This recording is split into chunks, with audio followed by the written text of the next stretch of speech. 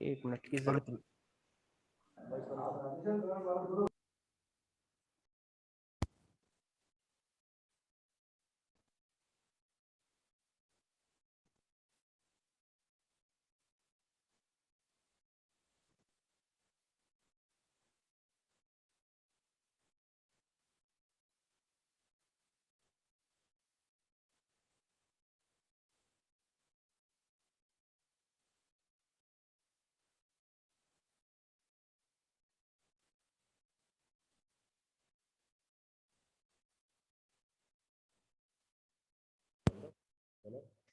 आगे के बच्चे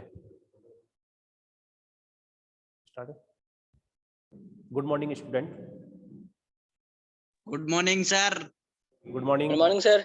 हाँ, दिख रहा है वीडियो? हाँ सर। अच्छा, हाँ सर दिख रहा है। ठीक है, अपना टॉपिक स्टार्ट करें आज। हाँ सर, कौन सा करोगे? अपने स्टूडेंट कौन कौन आगे अपने?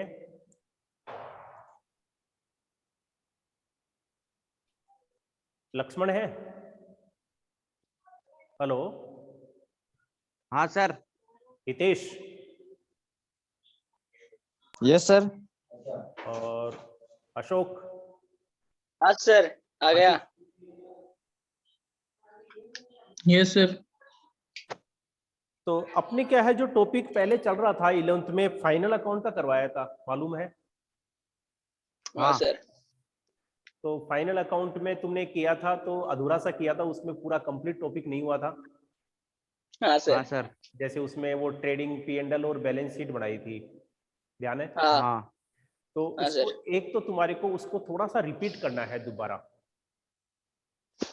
ट्रेडिंग P&L और जो बैलेंस शीट का बताया था ना फॉर्मेट, उसको सर। एक बार बुक में देख करके थोड़ा सा एक तो उसको रिपीट करना, जो तुम्हारे को उसमें जो जो भी मदे आती है, ट्रेडिंग में कौन सी मदे आ रही है, P&L में कौन सी आ रही है और बैलेंस शीट में कौन सी आ रही है, वो तुम्हारी क्या क्लियर हो जाएगी। ठीक है? Okay sir. हाँ सर। हाँ, तो उनको थोड़ा देख लेना। अब उसके आगे अपना एक चैप्टर फाइनल अकाउंट के एक आगे चैप्टर था एडजस्टमेंट इन फाइनल अकाउंट, वो अपने टॉपिक के चलने वाला था, उससे पहले अपनी छुट्टियां हो गई, इसलिए अपना ये टॉपिक हो नहीं पाया। और ये जो टॉपिक है एडजस्टमेंट इन फाइनल अकाउंट, ये आपके लिए बहुत इंपॉर्टेंट है। मैंने उस समय बताया था कि आपके 12th में काम आएगा। तो हाँ ये जो सर। टॉपिक है, आज इस टॉपिक के बारे में बता रहा हूं, क्योंकि 12th का स्टार्ट करने से पहले ये एडजस्टमेंट आपको बताना बहुत जरूरी है, क्योंकि 12th में आपके ये काम आएगा ही आएगा। मतलब ये मान लो कि लगभग पूरी बुक में ही काम आएगा ये एडजस्टमेंट। अब ये एडजस्टमेंट जो है, जिसको हम हिंदी में क्या बोलते हैं, समायोजन। ये समायोजन होती क्या है? देखो, इसमें समायोजन का मतलब होता है कि हम वर्ष के अंत में फाइनल अकाउंट तैयार करते हैं, जैसे 31 मार्च को या 31 दिसंबर को। ठीक है? तो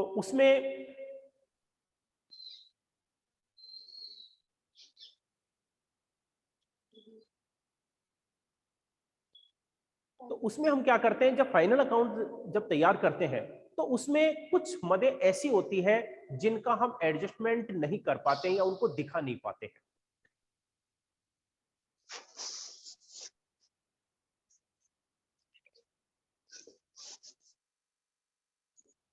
अब ऐसे टॉपिक हैं, वो कौन से हैं जिनको हम फाइनल अकाउंट में नहीं दिखा पाते हैं? जैसे कई मदें होती है, जैसे आपके मान लो कोई इनकम है, हम 31 मार्च को हम खाते तैयार कर रहे हैं, और 31 मार्च को जब खाते तैयार कर रहे हैं, ऐसी कोई इनकम है जो उस वर्ष से संबंधित है, लेकिन हमारे को अभी तक प्राप्त नहीं हुई है। ठीक है? 31 मार्च को हम तैयार कर रहे हैं और उस 31 मार्च तक वो इनकम हमारे को प्राप्त नहीं हुई है। अगर वो, जैसे मान लो कि हम ये तैयार कर रहे हैं 31 मार्च 2011, 2021 31 मार्च को हमने खाते तैयार किए। अब ऐसे इस वर्ष से संबंधित कोई इनकम थी, कोई भी इनकम मान लो, जैसे इंटरेस्ट था, ये इंटरेस्ट था जो हमारे को इस वर्ष का या इस वर्ष से संबंधित था, लेकिन हमारे को 31 मार्च तक यानी कि 31 मार्च तक ये हमारे को प्राप्त नहीं हुआ। ठीक है, और ये इंटरेस्ट हमारे को कब प्राप्त हुआ? जैसे अप्रैल में प्राप्त हुआ, अप्रैल 2021 में। जब अप्रैल 2021 में ये इंटरेस्ट प्राप्त होगा तो क्या वो इंटरेस्ट अप्रैल का माना जाएगा या मार्च का माना जाएगा? बताओ कौन सा माना जाएगा?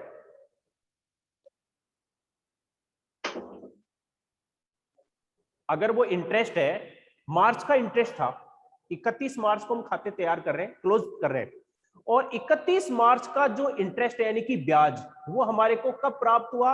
अप्रैल 2021 में प्राप्त हुआ। तो वो इंटरेस्ट मार्च का माना जाएगा या अप्रैल का माना जाएगा? हाँ, मार्च का माना जाएगा ना। बस वही चीज है कि इंटरेस्ट कोई भी इनकम है जो हमारे को इस वर्ष से संबंधित प्राप्त होनी थी, लेकिन प्राप्त हमारे को बाद में हो रही है, 2 महीने बाद में, 3 महीने बाद में या 1 महीने के बाद में, तो वो इनकम उसी वर्ष की मानी जाएगी जिस वर्ष से वो संबंधित है। ठीक है, अब इनकम तो ये जो इंटरेस्ट है ये इनकम है हमारी जो हमारे को प्राप्त होनी थी, अप्रैल में प्राप्त हुई, लेकिन चूंकि ये 2021 से संबंधित है और हमारा 1 अप्रैल से यानी कि 1 अप्रैल से हमारा क्या है, दूसरा वर्ष चालू हो गया, जबकि वो इनकम हमारी पहले वर्ष से संबंधित थी, इसलिए वो इनकम क्या है, उसी वर्ष की मानी जाएगी। जब इस वर्ष की इनकम मानी जाएगी, अप्रैल में प्राप्त हो रही तो अप्रैल की नहीं मानी जाएगी। तो फिर इसको हम खातों में यानी कि जो हम अकाउंट्स तैयार करते हैं उसमें हम कैसे दिखाएंगे? तो इसको दिखाने के लिए क्या है कि हम जब खाते तैयार करेंगे तो इसका हम एडजस्टमेंट करेंगे। एडजस्टमेंट यानी कि समायोजन कैसे करेंगे? अब जैसे मान लो कि ये इंटरेस्ट है, कितना था जो हमारे को बाद में प्राप्त हुआ। जैसे मान लो कि हर महीने का जो इंटरेस्ट है, ब्याज है, वो मान लो कि 1000 रुपए बढ़ता है हर महीने का, पर मंथ, हर महीने का जो ब्याज है 1000 बढ़ता है। और चूंकि ये मालूम है कि खाते हम 12 महीने के यानी कि 1 वर्ष के हम तैयार करते हैं, अब 1 वर्ष के खाते तैयार करते हैं तो 12 महीने का जो इंटरेस्ट है वो कितना बन गया? 12000 रुपए। यानी कि टोटल जो इंटरेस्ट है हमारा वो बनता है 12000 रुपए। बनता तो 12000 है, ठीक है, लेकिन हमारे को क्या है, ये टोटल इंटरेस्ट प्राप्त नहीं हुआ, और ये इंटरेस्ट है इसमें से हमारे को कितना प्राप्त हुआ? केवल 11000 ही प्राप्त हुआ, क्योंकि अपना जो चालू हुआ अप्रैल से पिछले वर्ष का, उसमें से फरवरी तक का इंटरेस्ट हमारे को मिल चुका, लेकिन मार्च का जो वेतन है 1000 रुपए वो हमारे को कब प्राप्त हुआ? अप्रैल 2021 में। लेकिन खाते तो हम 31 मार्च को ही तैयार कर रहे हैं। जब खाते में 31 मार्च को तैयार कर रहे हैं तो उस इनकम को हम दिखाएंगे भी 2021 31 मार्च को ही, लेकिन दिखाएंगे कैसे? क्योंकि ये 1000 रुपए का जो ब्याज है वो हमारे को जो मार्च में प्राप्त नहीं हुआ था, अप्रैल में प्राप्त हो रहा है। इसको दिखाने का तरीका यह है कि 11000 रुपए का इंटरेस्ट है वो हमारे को प्राप्त हो चुका है, इंटरेस्ट रिसीव्ड, और ब्याज हमने जो प्राप्त किया इनकम है। हम फाइनल अकाउंट में कहां दिखाते हैं, याद है थोड़ा? कहां दिखाते हैं इसको ब्याज अगर प्राप्त होता है तो? बता सकता है कोई? ब्याज हमारे को जो प्राप्त हुआ है उसको हम फाइनल अकाउंट में किस जगह पर दिखाएंगे?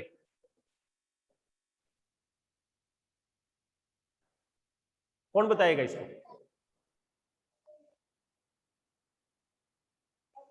नहीं मालूम इसका? इनकम यदि कोई भी प्राप्त होती है तो उसको हम कहां दिखाते हैं? P&L अकाउंट में। भाई हमने 3 खाते बताए थे, देखो शॉर्ट में बता रहा हूं कि फाइनल अकाउंट में मैंने 3 खाते बताए थे आपको। एक तो बताया था ट्रेडिंग अकाउंट फर्स्ट, जिसको हम हिंदी में क्या बोलते हैं? व्यापार खाता, ठीक है। दूसरे नंबर पर मैंने बताया था प्रॉफिट एंड लॉस अकाउंट, लाभ और हानि, लाभ हानि खाता। ये दूसरे नंबर पर ही बनता है ये, यस सर, ठीक है। और तीसरे नंबर पर अपने बनती है balance sheet. Balance bank sheet account जिसको हम चिट्ठा या स्थिति विवरण बोलते हैं। क्या सर? चिट्ठा या स्थिति विवरण, हिंदी में इसको क्या बोलते हैं? स्थिति विवरण। यहाँ का क्या बोलते हैं इसको? चिट्ठा, चिट्ठा भी बोलते हैं इसको, चिट्ठा भी बोलते हैं और इसको स्थिति विवरण भी बोलते हैं, और इंग्लिश में हम इसको क्या बोलते हैं? Balance sheet. ये तीनों खाते, trading account, profit and loss account और बैलेंस शीट, तीनों मिलकर के ये क्या कहलाते हैं? Final account. फाइनल इसी को हम बोलते हैं फाइनल अकाउंट, यानी कि अंतिम खाते। ठीक है, तो ये मैंने आपको पहले बता दिया था कि ये तीनों फाइनल अकाउंट है। और ये फाइनल अकाउंट, अंतिम खाते क्यों बोलते हैं ये भी मैंने बताया था, क्योंकि बहुत से खाते तैयार किए जाते हैं और ये खाते ऐसे होते हैं जो सबसे अंत में तैयार किए जाते हैं। सारे खाते तैयार करने के बाद में ये खाते तैयार किए जाते हैं और वर्ष के अंत में तैयार किए जाते हैं। वर्ष का अंत या तो 31 मार्च या फिर 31 दिसंबर। ठीक है, इसलिए हम इसको अंतिम खाते बोलते हैं। और वित्तीय विवरण भी बोलते हैं इसको, वित्तीय विवरण जिसको हम बोलते हैं फाइनेंशियल स्टेटमेंट। अब फाइनेंशियल स्टेटमेंट, वित्तीय विवरण इसलिए बोलते हैं क्योंकि इसमें वित्त से संबंधित, धन से संबंधित सूचनाएं होती है। व्यापार की वित्तीय स्थिति कैसी है, आर्थिक स्थिति कैसी है, व्यापार के कुल खर्चे कितने हो रहे हैं, कितनी इनकम हो रही है, इन सब मदों की जानकारी हमारे को फाइनल अकाउंट से प्राप्त होती है। इसलिए हम इनको वित्तीय विवरण यानी कि फाइनेंशियल स्टेटमेंट भी कहते हैं। ठीक है, तो ये तीन खाते आपके होते हैं और इसी क्रम में तैयार होते हैं। ये मैंने बताया था, सबसे पहले ट्रेडिंग अकाउंट बनेगा, उसके बाद में आपके प्रॉफिट एंड लॉस अकाउंट, लाभ हानि खाता, और तीसरे नंबर पर आपके बैलेंस शीट जिसको हम बोलते हैं चिट्ठा या स्थिति विवरण। ठीक है, ये तीनों आपके इसी क्रम के अंदर बनाए जाते हैं। अब मैंने बताया था कि ट्रेडिंग अकाउंट में जो है कौन कौन सी मदें दिखाई जाती है, तो शॉर्ट में थोड़ा सा मैं बता रहा हूं, इसको आप आज बुक के अंदर एक बार देख लेना, आपकी जो पुरानी बुक है। ट्रेडिंग अकाउंट के सीआर साइड में, फॉर्मेट उसका मालूम है तुम्हारे को, सीआर साइड में हम दो ही मदें दिखाते हैं। एक तो हम दिखाते हैं क्लोजिंग स्टॉक, ठीक है, और ठीक है, क्लोजिंग स्टॉक है वो तो आपका ही आता है। क्लोजिंग स्टॉक का मतलब मालूम है, वर्ष के अंत में बचा हुआ माल, जिसको हम बोलते हैं क्लोजिंग स्टॉक। ठीक है, और कई बार क्या है, क्लोजिंग स्टॉक है वो भी नहीं होता है। क्लोजिंग स्टॉक अगर नहीं होता है, कब नहीं दिखाते उसके अंदर, कि आपके जो ट्रायल बैलेंस होता है, तलपट होता है, तलपट का मालूम है, व्यापार की अशुद्धियों को मालूम करने के लिए हम तलपट तैयार करते हैं, उसका फॉर्मेट मैंने बताया था आपको। तो उस तलपट में जो मदें आती है डेबिट और क्रेडिट में, उसका टोटल क्या बराबर आता है, वो तलपट यानी कि ट्रायल बैलेंस कहलाता है। और तलपट की सहायता से हम ये फाइनल अकाउंट तैयार करते हैं। ठीक है, तो उसमें क्या है, जो क्लोजिंग स्टॉक होता है वो हमेशा उस जो तलपट बना हुआ है उसके नीचे होता है। अगर उसके नीचे होता है जब, तो हम उसको ट्रेडिंग अकाउंट में तो दिखाएंगे, बैलेंस शीट में भी दिखाएंगे। यानी कि अगर क्लोजिंग स्टॉक तलपट में नीचे दिया हुआ है अलग से, तो हम क्या करते हैं, उसको क्लोजिंग स्टॉक को दो जगह दिखाते हैं, एक तो ट्रेडिंग अकाउंट में और एक कहां दिखाते हैं, बैलेंस शीट में। ट्रेडिंग अकाउंट में तो इसको कहां दिखाएंगे, सीआर साइड में, और बैलेंस शीट में इसको कहां दिखाएंगे, एसेट्स पक्ष में, यानी कि संपत्ति पक्ष में। दो पक्ष होते हैं आपके। ठीक है, अब मुझे ये बता दो कि इसमें कुछ बताना है क्या पहले, या आगे में इसके आगे बताओ, इसमें तुम्हारे को समझना है, कौन सी चीज बतानी है मुझे ये बताओ। इसमें ट्रेडिंग P&L बैलेंस शीट में जो है कौन सी मदें इसमें समझ में नहीं आ रही, वो मेरे से पूछ सकते हो। और ट्रेडिंग अकाउंट जो होता है आपके, फॉर्मेट जो है उसका तुम्हारे को मालूम होगा, फॉर्मेट तो मालूम है? नहीं सर, बताओ आप। ठीक है, मैं फॉर्मेट बता देता हूँ एक बार, और फिर आप क्या है बुक में आज एक बार इसको देख लेना, तो आगे क्लास से पहले क्या वो चीज क्या अपने क्लियर हो जाए। अधिकतर हम ट्रेडिंग और प्रॉफिट एंड लॉस अकाउंट एक में बनाते हैं, लेकिन अगर एक ही खाता पूछा गया है ट्रेडिंग अकाउंट। तो हम एक ही बनाते हैं। तो शॉर्ट में हम ट्रेडिंग अकाउंट वैसे लिख सकते हैं, पूरा लिख सकते हैं, trading account for for the year ending. अब कब बनाया जा रहा है? 31 मार्च 2007, ठीक है, 2021। और इसका जो फॉर्मेट है जुलाई 2003 सीआर साइड और डीआर साइड में क्या है? पर्टिकुलर्स। दो ही पक्ष होते हैं इसमें, ज्यादा इसमें मदे भी इसमें कम होती है जेएफ एलएफ होगा और अकाउंट सीआर साइड और डीआर साइड इधर आपके पर्टिकुलर पर्टिकुलर और अमाउंट। अमाउंट पर्टिकुलर्स और अमाउंट ये सीआर सीआर और ये हो गया आपके डीआर, ठीक है, ये आपके डेबिट। और ये मालूम है इधर 2 का इस्तेमाल होता है और बाई का इधर बाई का इस्तेमाल होता है, ठीक है। बस ये फॉर्मेट है। P&L का भी आपकी यही फॉर्मेट होता है। P&L में भी बस फॉर्मेट आपके यही होता है कि मदे आपके अलग दिखाई जाती है और बैलेंस शीट का फॉर्मेट थोड़ा अलग होता है। तो ये जो ट्रेडिंग अकाउंट बनाया जाता है कि एक ही खाता अगर पूछा गया है तो ऊपर तो हम इस प्रकार से लिख देंगे, trading account for the year ending, कब बनाया जा रहा है। तो आपके क्वेश्चन में इंफॉर्मेशन होगी कि ये 31 मार्च को बनाया जा रहा है या 31 दिसंबर को बनाया जा रहा है। हमेशा ये वर्ष के अंत में ही बनाया जाता है, हर महीने नहीं बनाया जाता है। तो वर्ष का अंत जो भी है जो क्वेश्चन में होगा उसके अनुसार हम तैयार करेंगे। इधर मैंने बताया 2 और बाई का इस्तेमाल होता है। अब इसमें हम क्या दिखाते हैं? इसमें डीआर साइड में सबसे पहले हम दिखाते हैं ओपनिंग स्टॉक। ओपनिंग स्टॉक यानी कि प्रारंभिक रहतिया। और प्रारंभिक रहतिया क्या होता है? वर्ष के प्रारंभ में बचा हुआ माल। तो वर्ष के प्रारंभ में बचा हुआ माल है, अगर है तो हम इसमें दिखा देंगे और नहीं है तो हम नहीं दिखाएंगे। जरूरी नहीं कि ओपनिंग स्टॉक हो। कोई प्रश्न आपके ऐसे भी हो सकता है जिसमें ओपनिंग स्टॉक नहीं हो। अब ओपनिंग स्टॉक कब? या तो 1 जनवरी या फिर 1 अप्रैल। जैसे हम 31 मार्च को हम ये खाते तैयार कर रहे हैं तो इसमें वर्ष का जो प्रारंभ है वो कब से हुआ? 1 अप्रैल से। तो इसका मतलब है कि 1 अप्रैल 2020 के अंदर जो माल बचा हुआ था वो हमारा क्या कहलाएगा? Opening stock. तो अगर वो है तो हम इसमें दिखा देंगे, लेकिन अगर ओपनिंग स्टॉक नहीं है तो फिर हम ओपनिंग स्टॉक के नाम से कुछ भी नहीं दिखाएंगे, क्योंकि मद होने पर ही हम दिखाते हैं, ठीक है। इसके बाद में लेकिन अगर है तो सबसे पहले इसी को दिखाया जाता है। ओपनिंग स्टॉक दिखाने के बाद में फिर हम दिखाते हैं इसमें परचेज,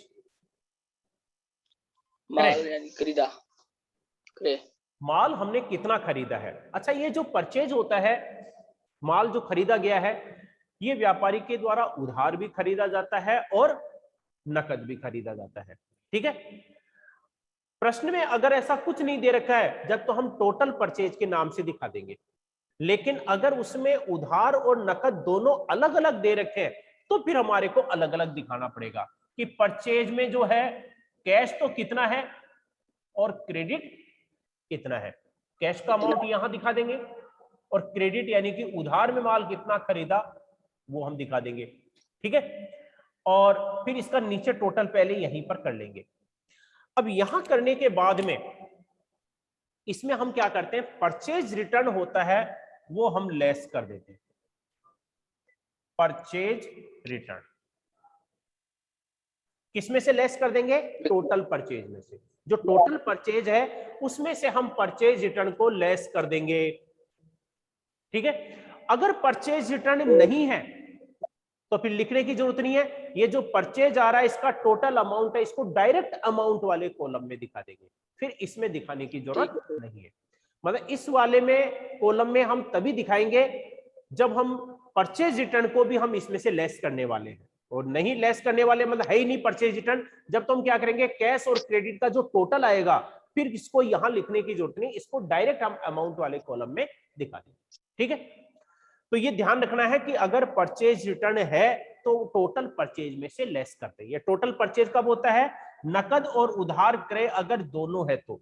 प्रश्न में कई बार क्या है, नकद और उधार दोनों नहीं होते, केवल इतना दे रखा है परचेज, इसका मतलब टोटल है, तो फिर हमारे को कैश और क्रेडिट लिखने की जरूरत नहीं है।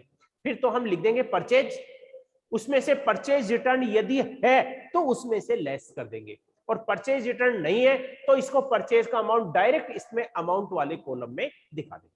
ठीक है, ये आता है इसमें इधर सबसे पहले तो ये। अब इसके बाद में इसमें आता है आपके क्लोजिंग स्टॉक। क्लोजिंग स्टॉक मैंने बताया था कि वर्ष के अंत में बचा हुआ माल। ट्रेडिंग अकाउंट में क्लोजिंग स्टॉक तभी दिखाते हैं जो तलपट आपके प्रश्न में दे रखा है, क्लोजिंग स्टॉक उसके नीचे दे रखा है अलग से।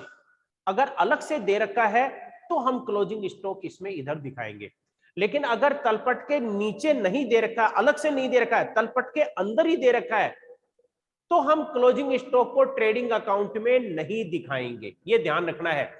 ये क्लोजिंग स्टॉक ट्रेडिंग अकाउंट में तभी आता है जब इसको तलपट में अलग से दिखाया गया हो।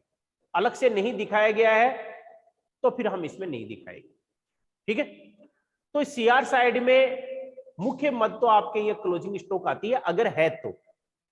अब इसके बाद में हम इसमें क्या दिखाते हैं, इसमें डीआर साइड में कुछ एक्सपेंसेज यानी कि कुछ खर्चे आते हैं। अब ऐसे कौन से एक्सपेंसेज है जिनको हम इसमें दिखाएंगे? अब ये खर्चे हैं जिनको हम बोलते हैं डायरेक्ट एक्सपेंसेज। क्या बोलते हैं इसको? डायरेक्ट एक्सपेंस, प्रत्यक्ष व्यय। हिंदी में बोलते हैं इसको प्रत्यक्ष व्यय। प्रत्यक्ष व्यय कौन से होते हैं? यानी कि ऐसे व्यय जिनका उत्पादन या माल के क्रय से सीधा संबंध होता है। जिनका उत्पादन या माल के क्रय से सीधा संबंध होता है उसको हम इसमें ट्रेडिंग अकाउंट के डीआर साइड में दिखाते हैं। अब ऐसे खर्चे कौन कौन से हो सकते हैं? माल का उत्पादन कर रहे हैं, माल का उत्पादन यानी कि प्रोडक्शन या मैन्युफैक्चरिंग, तो उत्पादन से संबंधित जितने भी खर्चे होते हैं वो हम इसमें दिखा देंगे, जैसे मैन्युफैक्चरिंग एक्सपेंसेस।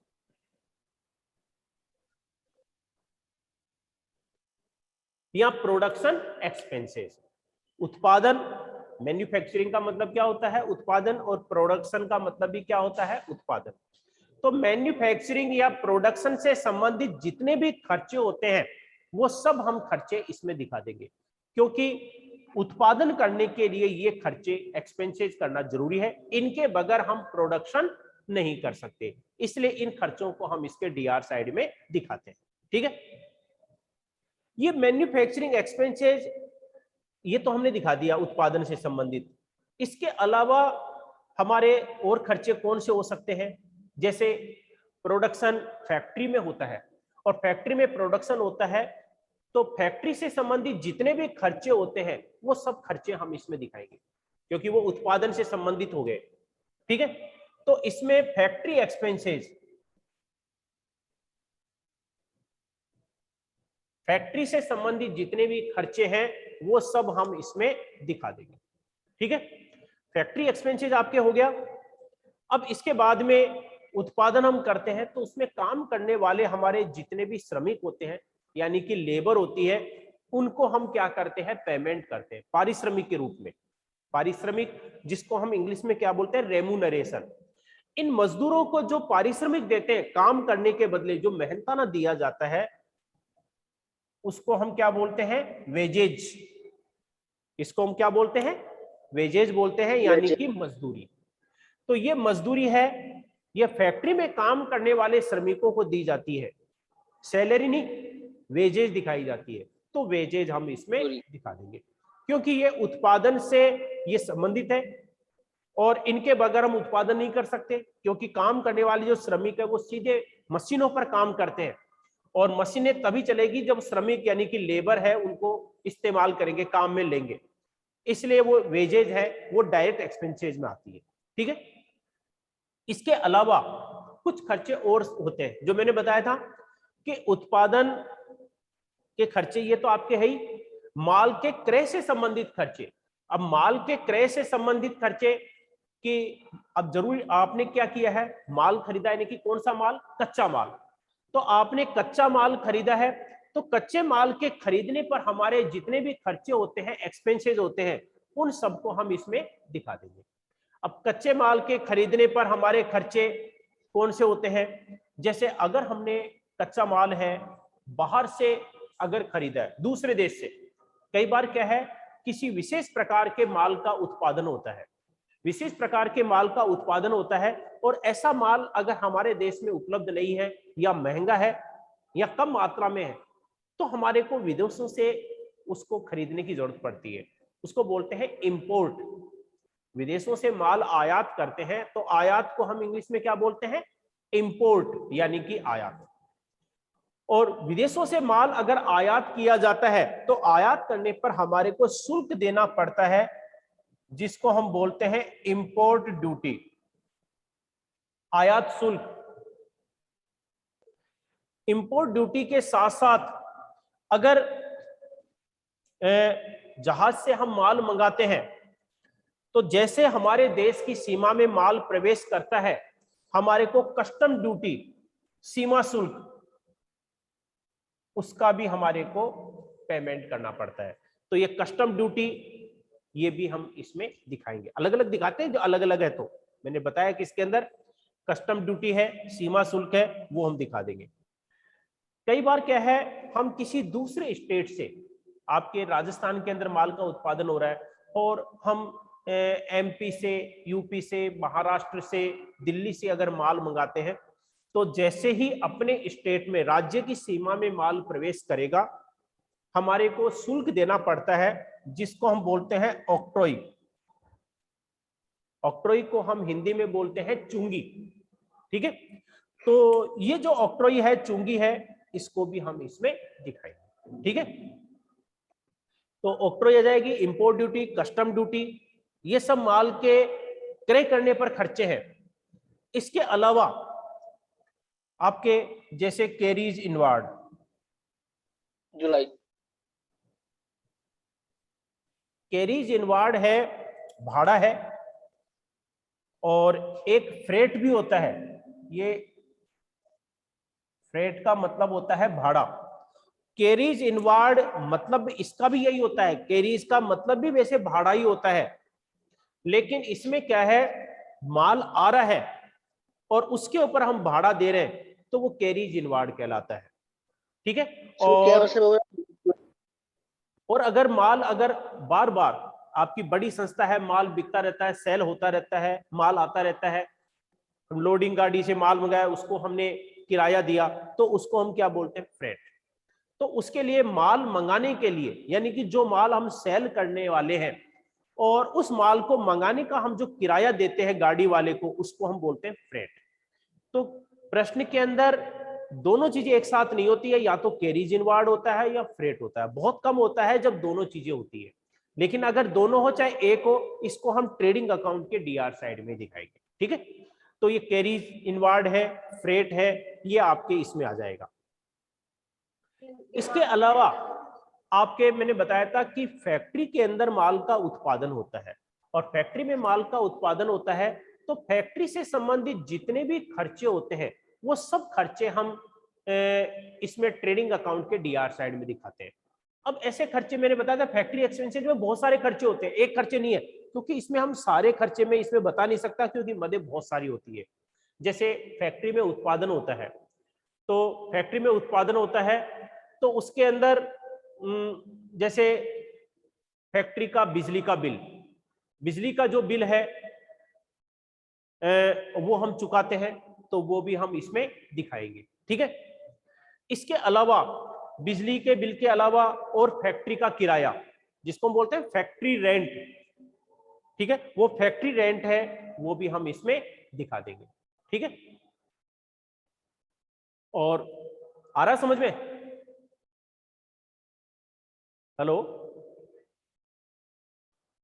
Yes sir. हाँ, तो इसमें फैक्ट्री से संबंधित जितने भी खर्चे हैं, वो सब खर्चे इसमें हम दिखाएंगे।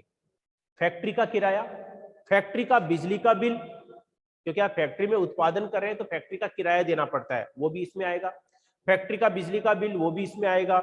फैक्ट्री के अंदर उसमें पानी वगैरह काम में आता है वो, अगर उत्पादन में उसमें क्या है और कोई चीज काम में ली जाती है, कोई भी ईंधन फ्यूल अगर काम में लिया जाता है तो वो भी हम इसमें दिखा देंगे। जैसे factory fuel and power, factory fuel and power. तो इसमें क्या है, ईंधन शक्ति जो भी इसमें काम में आती है उत्पादन करने में, वो सब हम इसमें दिखाते हैं। कहने का मतलब यह है कि फैक्ट्री से संबंधित जितने भी खर्चे होते हैं वो सब खर्चे हम इसमें दिखाते हैं। और क्यों दिखाते हैं, क्योंकि जो उत्पादन होता है, प्रोडक्शन होता है, वो हमारी फैक्ट्री में होता है, इसलिए हम ऐसे सारे एक्सपेंसेज है वो हम इसमें इसके डीआर साइड में दिखा देते हैं। ठीक है, अब इसके बाद में हम क्या करते हैं, इसमें सीआर साइड में मुख्य रूप से तो मद आपके क्लोजिंग स्टॉक यही आती है और कोई मद इसमें आपके नहीं आती है। अब हम क्या करते हैं, इसका हम टोटल लगाते हैं। टोटल लगाते हैं, अगर इसका सीआर साइड का टोटल यदि ज्यादा है और डीआर साइड का जो है वो आपके कम है, तो हम क्या करते हैं, सीआर साइड का ज्यादा है और डीआर साइड का कम है, तो सीआर साइड के टोटल में से डीआर साइड का टोटल घटा देंगे और अंतर की जो राशि आएगी वो अंतर की राशि किस साइड में आएगी, इधर। जैसे मान लो कि इसमें सीआर साइड का टोटल आ रहा है 70,000, सीआर साइड का टोटल कितना आ रहा है 70,000 और डीआर साइड का जो टोटल है वो आ रहा है 65,000। ठीक है, इसका 65,000 आ रहा है, उसका 70,000, तो इसका मतलब सीआर साइड का ज्यादा है। तो जो अंतर की राशि है, डिफरेंस है, उस डिफरेंस को हम इसमें कहां दिखाएंगे, डीआर साइड में। और इस डिफरेंस को हम किस नाम से दिखाएंगे, ग्रॉस प्रॉफिट। इसको हम क्या बोलते हैं, ग्रॉस प्रॉफिट, यानी कि सकल लाभ। इसको हम हिंदी में बोलते हैं सकल लाभ। तो ये ग्रॉस प्रॉफिट आ जाएगा। ये ग्रॉस प्रॉफिट तभी आता है जब आपके सीआर साइड का टोटल ज्यादा होता है। ठीक है, लेकिन अगर डीआर साइड का टोटल ज्यादा है, जैसे मैंने अभी तो बताया था कि इसमें सीआर साइड का टोटल है वो 70,000 आ रहा है, लेकिन अगर डीआर साइड का टोटल 70,000 होता और सीआर साइड का 65,000 है, यानी कि 5,000 रुपए कम है, तो अंतर की जो राशि है उससे लॉस होता है और उस लॉस को हम क्या करते हैं, इसको सीआर साइड में दिखाएंगे ग्रॉस लॉस, यानी ये सकल हानि, सकल हानि। ठीक है, तो उसको हम ग्रॉस लॉस के नाम से हम दिखा देंगे अंतर की राशि से। तो इस प्रकार से हम इसका टोटल बराबर कर देंगे। तो ग्रॉस लॉस तभी आता है जब आपके डेबिट साइड का टोटल ज्यादा होता है, लेकिन अगर क्रेडिट साइड का टोटल ज्यादा होता है तो अंतर की राशि है वो क्या होती है, आपके ग्रॉस प्रॉफिट। ठीक है, ये हम इसमें दिखा देंगे। अब आपके इसका टोटल बराबर हो गया और टोटल बराबर करने के बाद में, ट्रेडिंग अकाउंट बनाने के बाद में, फिर हम इसके बाद में दूसरे नंबर का खाता तैयार करते हैं जिसको हम बोलते हैं प्रॉफिट एंड लॉस अकाउंट। तो प्रॉफिट एंड लॉस अकाउंट का है, ये मैं आपको थोड़ा सा बता देता हूं, इसको आज आप देख लेना एक बार।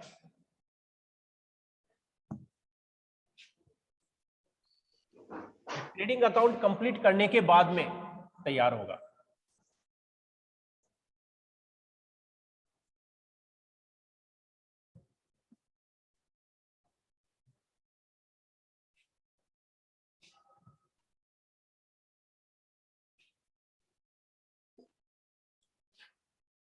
इसमें लिख देंगे profit and loss account for the year ending. जैसे हमने ट्रेडिंग अकाउंट में लिखा था ठीक उसी प्रकार से हम इसमें लिख देंगे प्रॉफिट एंड लॉस अकाउंट। ठीक है, और इसमें हम क्या करेंगे, अब कैसे तैयार करेंगे, जो हमने इससे पहले ट्रेडिंग अकाउंट तैयार किया था और ट्रेडिंग अकाउंट में हमारे क्या है ग्रॉस प्रॉफिट आया था, तो ग्रॉस प्रॉफिट को तो हम इसमें कहां दिखा देंगे, सीआर साइड में।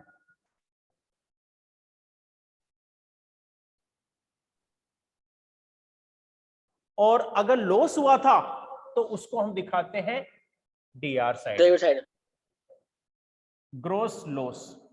तो एक ही चीज होगी, या तो ग्रॉस प्रॉफिट होगा या ग्रॉस लॉस होगा, दोनों चीजें होती नहीं है, एक ही चीज होती है।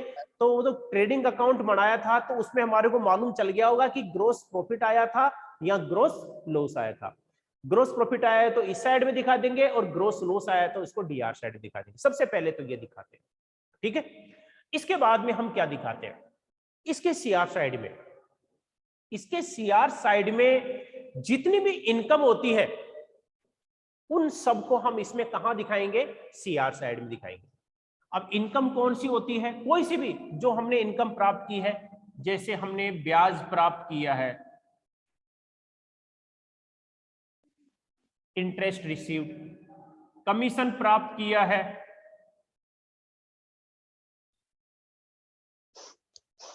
कमीशन रिसीव्ड, ठीक है। और इसके अलावा और भी कोई भी इनकम हो सकती है, लाभांश, लाभांश को हम बोलते हैं डिविडेंड, डिविडेंड रिसीव्ड, ठीक है। या और कोई इनकम कुछ भी हो सकती है, ऐसी इनकम जो हमने ब्याज, किराया, कमीशन, कुछ भी हो सकता है जो हमने रिसीव किया है, प्राप्त किया है, उन सब को हम इसमें P&L अकाउंट में कहां दिखाएंगे, सीआर साइड में दिखाएंगे, ठीक है। तो ये तो आ जाएगा आपके P&L अकाउंट के सीआर साइड में।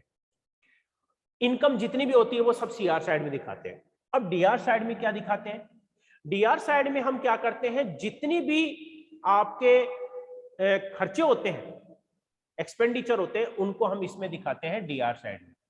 जैसे सैलरी, वेतन, वेतन हमने दिया है तो वो हम इसमें दिखा देंगे। कर्मचारियों को कुछ भी देते हैं, वेजेज नहीं आएगी, वेजेज तो ट्रेडिंग अकाउंट में आती है, ध्यान रखना। विज्ञापन, एडवर्टाइजमेंट, वो आपके इसमें आ जाएगा। क्योंकि माल की बिक्री करने के लिए जितने भी खर्चे होते हैं उसको हम बोलते हैं इनडायरेक्ट एक्सपेंसेस, अप्रत्यक्ष व्यय। प्रत्यक्ष व्यय तो दिखाते हैं हम ट्रेडिंग अकाउंट में, और अप्रत्यक्ष व्यय दिखाते हैं इसमें P&L अकाउंट में। माल का विक्रय करने के लिए सेलिंग एक्सपेंसेस, वो भी सब हम इसमें दिखा देंगे।